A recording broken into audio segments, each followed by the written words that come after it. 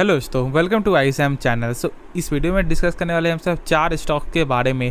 पहला है यहाँ पे अदानी ग्रीन, दूसरा यहाँ पे है अदानी इंटरप्राइजेस, फिर है यहाँ पे RBL बैंक और लास्ट में है वेदांता। तो यार इस वीडियो को पूरा अंत तक देखो और हम उससे पहले जरूर इस चैनल को सब्सक्राइब कर सकते हो, बेल आइकन को जरूर से ऑल पे दबा देना जिससे सारे वीडियो के जो नोटिफिकेशन है वो सबसे पहले मिल जाए। तो जानते हैं सबसे पहला स्टॉक यानी कि आपको अदानी ग्रीन के बारे में।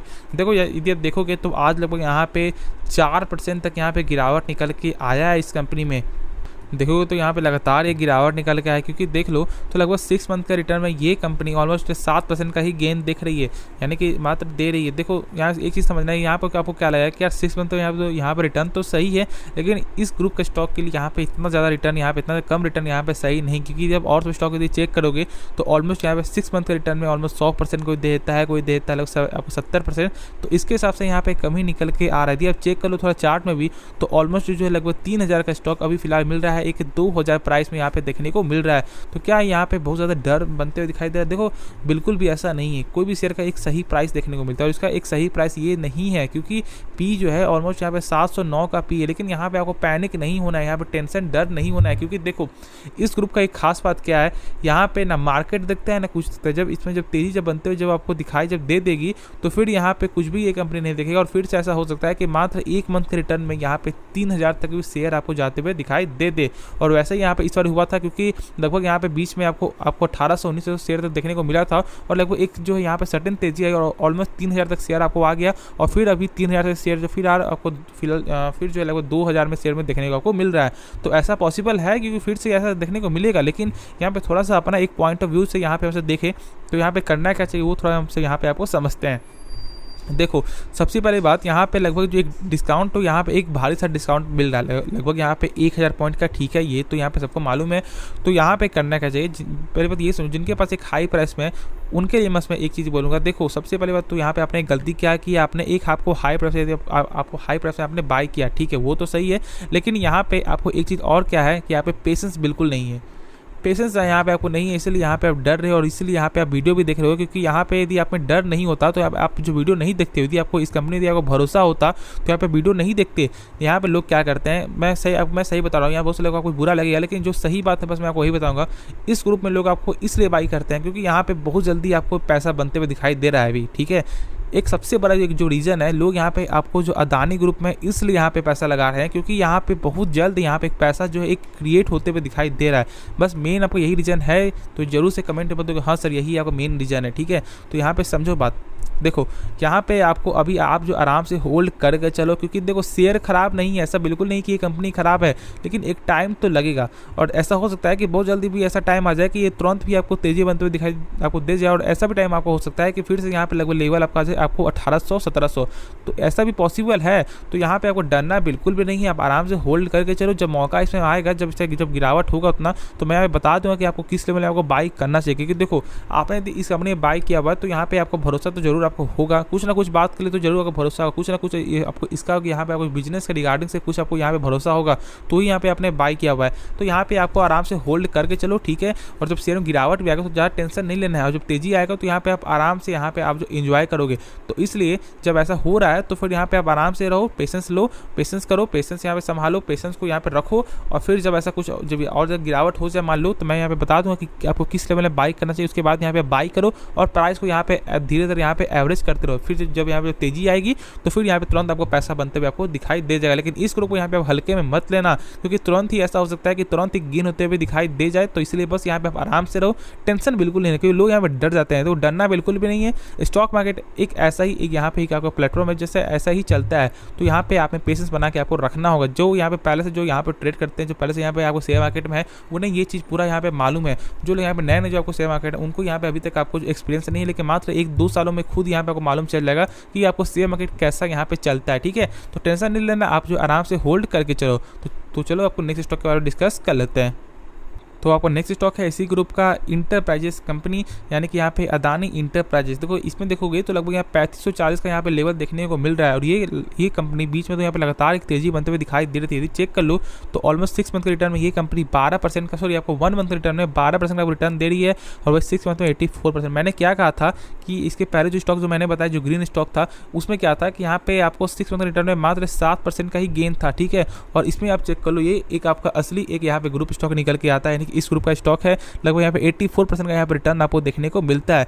तो यहाँ पे ऐसा बिल्कुल नहीं है कि यहाँ पे और ज़्यादा आपको जो इस कंपनी का पोटेंशियल नहीं है, लेकिन थोड़ा सा यहाँ पे हम लोगों को यहाँ पे समझ कर खुद से आपका फैसला लेना है। ऐसा नहीं देखना है कि जब तेजी आ रही तो लगातार यहाँ पे बाई करे, क्योंकि देखो ये शेयर ऑलमोस्ट यहाँ पे 3800 तक यहाँ पे शेयर जाते हुए दिखाई दिया था। यदि आपको थोड़ा ध्यान हो तो आप देख भी सकते हो, लगभग यहाँ पे 3800 तक शेयर जाते हुए दिखाई दे, लेकिन अभी 3500 में आपको आ चुका है, यानी कि लगभग यहाँ पे 300 तक यहाँ पे करेक्शन देखने को मिला है। तो लोग यहाँ पे अभी डर रहे होंगे, क्योंकि बहुत से लोग यहाँ बाई पक्का यहाँ पे किए होंगे, 3700 में 3800 में बाई किए होंगे, तो इसलिए वो डर रहे हैं। लेकिन देखो डरना नहीं है, आपने तो गलती, आप लोग गलती हमेशा करते हो कि आप समझते नहीं हो कि एक सही प्राइस क्या है। बस यहाँ पे देखते हो कि इस ग्रुप में लगातार तेजी बनते हुए दिखाई देता है और यहाँ पे बाई कर लेते हो। ऐसा भी हो सकता है कि जो आपको यहाँ पे क्या हो जाए कि तुरंत यहाँ पे अभी जो 3500 चल रहा है, तुरंत आपको 5000 तक भी शेयर को जाते हुए दिखाई दे जाए, तो यहाँ पे दिखाई दे देगा। तो यहाँ पे क्या आप यहाँ पे क्या समझोगे, यार शेयर बहुत बेहतरीन शेयर है यार, बाई यहाँ पे तुरंत मैंने किया, यहाँ पे तुरंत पैसा लग जाएगा। और फिर आप क्या करोगे, जब 5000 यदि आप जो बेच दोगे तो फिर यहाँ पे आप क्या करोगे कि फिर से आप 5000 यहाँ पे बाई कर लोगे, और जब उस समय जब गिरावट होगा मान लो, और जब इसका प्राइस जब आपको आ जाएगा 3500, तो सारा पैसा आपका जो यहाँ पे चला जाएगा। तो ऐसा गलती मत करो, एक सही प्राइस में किसी भी शेयर को बाई करो। और जो इसका भी जो सही प्राइस है वो अभी थोड़ा यहाँ पे देखने को नहीं मिल रहा है, क्योंकि देखो इसका चार्ट बनता ही नहीं है। मैं यहाँ पे बार बार देखता हूँ कि इसका चार्ट क्या हो सकता है, क्या यहाँ पे तेजी बनते हुए दिखाई देगा, क्या यहाँ पे गिरावट होगा, तो इसका कुछ यहाँ पे चार्ट बनते हुए दिखाई नहीं देता है, क्योंकि ये एक जगह पे आपको ठहरता ही नहीं है, एक जगह पे सही से इसका बनता ही नहीं है, क्योंकि ये ऑलमोस्ट हमेशा गेन होते दिखाई देगा, नहीं तो यहाँ पे बहुत ज़्यादा गिरावट होगा। तो कुछ यहाँ पे समझ में आपको नहीं आ रहा है इसमें कि यहाँ पे करना है अभी क्या चाहिए। तो इसलिए मेरे हिसाब से यहाँ पे अभी कुछ मैं आपको नहीं बोल पाऊंगा, ठीक है, जहाँ तक ऐसा मेरा मानना है। और यदि आपको ऐसा कुछ लगता है तो यहाँ पे कर सकते हो, लेकिन एक थोड़ा यहाँ पे ध्यान रखना, मार्केट अभी आपका मूड यहाँ पे सही नहीं है। लेकिन एक चीज़ है कि यहाँ पे मार्केट से कोई असर नहीं पड़ता है, क्योंकि ये स्टॉक का यही एक खास बात है। मार्केट या आपको 400 पॉइंट गिर रहा है, लेकिन इसमें तभी भी आपको गिर होते हुए आपको दिखाई देता है, क्योंकि बहुत सारे मैंने देखा है। तो इसीलिए ऐसा तो यहाँ पे हम सब नहीं बोलेंगे कि मार्केट से कुछ इसको फ़र्क पड़ेगा, लेकिन एक तो आप सोच समझ लो कि यहाँ पे यदि आप लॉन्ग टर्म रख रहे हो तो क्या ये सही प्राइस है, क्या आपको सही प्राइस आपको लग रहा है, तो उसके बाद ही आप इसको लॉन्ग टर्म भी रखना हो। शॉर्ट टर्म में मैं बोलूँगा कि यहाँ पे कुछ भी आपको हो सकता है। ऐसा हो सकता है कि तुरंत ही यहाँ पे चल रहा है, आपको 4000 चल रहा है, फिर ऐसा हो सकता है कि तुरंत यहाँ पे 3000 भी आपको आ जाए। तो मैं यहाँ पे थोड़ा सा आपको जो प्रेफर यहाँ पे आपको नहीं कर पाऊंगा, इसके लिए मैं आपको थोड़ा सा मैं आपको जो माफ़ी मांगूंगा, क्योंकि मुझे यहाँ पे कुछ समझ भी आपको नहीं आ रहा है अभी। जब तक इसका जब तक यहाँ पे सही से जब तक चार्ट नहीं बनते दिखाई दे, तब तक मैं आपको फिलहाल कुछ भी नहीं बोल पाऊंगा। तो इसके बारे में खुद से सोच समझ कर ही फैसला लेना, और नहीं तो यहाँ पे थोड़ा सा जान लो, थोड़ा सा वेट कर लो। और जो लोग सोच रहे बाई करने का, तो मैं क्या बोलूँगा, पहले कम से कम आप इसको 7 दिन में आप जो 7 दिन इसको आप जो यहाँ पे वॉच लिस्ट में डालो, और यहाँ पे डेली चेक करो कि शेयर कैसा आपको ट्रेड करता है। उसके बाद यहाँ पे इसके बारे में सोचो, क्योंकि 7 दिन में आप बहुत कुछ इसके बारे में समझ जाओगे, ठीक है। तो थोड़ा सा इसके बारे में ध्यान दो। पैसा आपका है, पैसा आपने बहुत मेहनत से कमाया है, तो यहाँ पे थोड़ा सा पैसा लगाने से पहले थोड़ा सा इसके बारे में जानना जरूरी है। बहुत से लोग क्या करते हैं कि जो आप पैसा लगाते हो, जो शेयर मार्केट, बस यहाँ पे क्या देखते हो कि यार ये कंपनी अच्छी है, बस यहाँ पैसा आप ठोक दिए। ऐसा बिल्कुल भी ऐसा नहीं है, ठीक है। इसके बारे में समझो, जानो ये कंपनी काम क्या नहीं। तो इसके कारण यहाँ पे क्या करो, 7 दिन के लिए कम से कम आप जो वॉच लिस्ट में डाल के थोड़ा सा चेक कर लो। उसके बाद खुद यहाँ पे आपको ऑटोमेटिक आपको समझ में आपको आ जाएगा, ठीक है। तो इसके बाद थोड़ा सा समझ कर तो ही फैसला लेना। तो चलो आपको नेक्स्ट स्टॉक के बारे में डिस्कस कर लेते हैं। स्टॉक का नाम है RBL बैंक।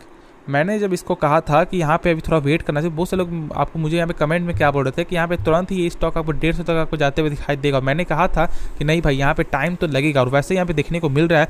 देखो कंपनी, ये बैंक खराब नहीं है, ये कंपनी यहाँ पे ये जो शेयर यहाँ पे खराब नहीं है, लेकिन आपको ये समझना, जब तक इसका यहाँ पे आपको जो है NPA जब तक यहाँ पे सही नहीं होता है, यानी कि आपको नॉन परफॉर्मिंग एसेट जब तक यहाँ पे सही नहीं होता है, तब तक इसके बाद तो थोड़ा सा सोचने का यहाँ पे एक जो आपको यहाँ पे एक जो पॉइंट ऑफ व्यू है वो थोड़ा सा आपको चेंज करना होगा। क्योंकि देखो बहुत से लोग यहाँ पे क्या, क्योंकि बहुत से लगभग आपको 250 में लगभग 300 में यहाँ पे बाई किए होंगे, लेकिन यहाँ पे आप जो है आराम से होल्ड कर सकते हो। क्योंकि एक यहाँ पे एक आपको पॉजिटिव यहाँ पे भी है।